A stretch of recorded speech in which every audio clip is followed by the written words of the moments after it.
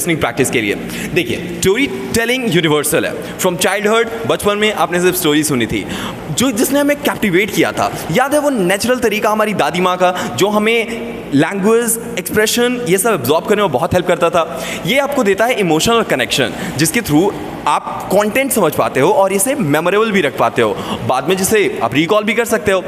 अब नए वर्ड्स को सुनने से, नए फ्रेजेस को सुनने से आप सिर्फ उसे मेमोराइज नहीं कर सकते हो, बल्कि उसे सेव भी कर सकते हो, अगर स्टोरीज के फॉर्म में सीखा है उसे तो। अब देखिए, टाइप क्या होते हैं स्टोरीज के।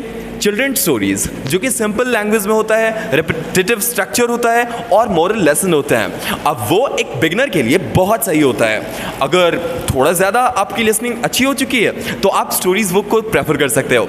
अब इंटरमीडिएट लर्नर के लिए स्टोरीज बुक परफेक्ट है, क्योंकि it gives you wide range of vocabulary, expression और various accent and speaking styles as well, उसमें आप सुनते हो। नेक्स्ट है पॉडकास्ट, जो एडवांस लर्नर के लिए है। आप चैलेंज कर सकते हो खुद को, और कॉम्प्लेक्स सेंटेंसेस आपको मिलेंगे इससे, और आपका स्ट्रक्चर डाइवर्स टॉपिक में बहुत अच्छा हो जाएगा। नेक्स्ट बात करते हैं उन टेक्निक्स की जो आपको हेल्प करेगा मैक्सिमाइज करने में आपके लर्निंग को स्टोरीज से। अब देखिए, एक्टिव लिसनिंग सिर्फ स्टोरीज को सुनना नहीं है, बल्कि एक्टिवली उसे सुनना है। पॉजेस को ऑब्जर्व करना है, रेपिटेशंस को ऑब्जर्व करना है, उसके सेगमेंट्स को समझना है, प्रेडिक्ट करना है कि आगे क्या हो सकता है, नए वोकैबुलरीज मिले तो उसे नोट करना है। नेक्स्ट है शैडोइंग। अगर आपने कोई वर्ड या फ्रेज अभी सुना पॉडकास्ट में या फिर स्टोरीज में, उसे इमिडिएटली रिपीट करना, वो भी लाउडली। ये हेल्प करता है आपके लिसनिंग स्किल को इंप्रूव करने में और आपके स्पीकिंग स्किल को भी।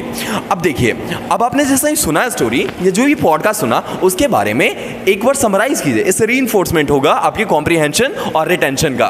कॉमन मिस्टेक जो आप करते हो स्टोरीज के टाइम पे, सुनते टाइम पे, पैसिव लर्निंग, पैसिव लिसनिंग। अब स्टोरी को सुनते टाइम हम सिर्फ उसके बैकग्राउंड पे ध्यान देते हैं, ये इंप्रूवमेंट का नहीं बेस है। आपको एंगेज करना चाहिए उन मटेरियल से, वो भी एक्टिवली।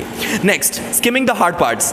सबका कॉमन ये प्रॉब्लम होता है, जैसे ही कोई हार्ड पार्ट मिला किसी स्टोरी में, हम उसे इग्नोर कर देते हैं। ऐसा नहीं करना चाहिए, हमें उस पॉइंट पे और कॉन्सेंट्रेटेडली, थोड़ा और प्रेशर डाल के उसे समझ ही लेना चाहिए। अब बात करते हैं नए कॉन्सेप्ट को समझने के लिए, उसमें थोड़ा एक्टिव लिसनिंग, थोड़ा एक्टिवली अपने आप को पार्टिसिपेट करना चाहिए।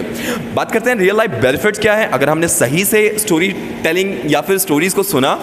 अब देखिए, सबसे पहले तो ये कॉम्प्रिहेंशन इंप्रूव करेगा आपका, आपकी टाइमिंग इंप्रूव होगी चीज़ों को रिटेन करने की, आप स्पोकन इंग्लिश को समझ पाओगे और बहुत सारे कॉन्टेक्स्ट आपको मिलेंगे इसके थ्रू। वोकैबुलरी आपकी बढ़ेगी, आप नए वर्ड्स से कम अक्रॉस होगे, नए फ्रेजेस सीखोगे और एक नेचुरल सेटिंग आपको मिलेगा। बात करते हैं कल्चरल इंसाइट्स, आप देखोगे नए नए डाइवर्स टॉपिक से गुजरते हुए आपकी अंडरस्टैंडिंग बढ़ेगी और ग्लोबल पर्सपेक्टिव आपको मिलेगा। अगर मैं सम अप करूं इसको, तो इस सेशन में हमने सीखा है कि स्टोरीज के थ्रू हम किस तरह से इसे एक पावरफुल टूल के रूप में यूज कर सकते हैं अपने लिसनिंग स्किल को इंप्रूव करने में, जो कि एट द लॉन्ग टर्म हमारे स्पीकिंग स्किल को भी इंप्रूव करेगा, हमारे लर्निंग को भी मैक्सिमाइज करेगा और जो थोड़े बहुत जो पिटफॉल्स हैं वो गेट रीड ऑफ होने में मदद करेगा।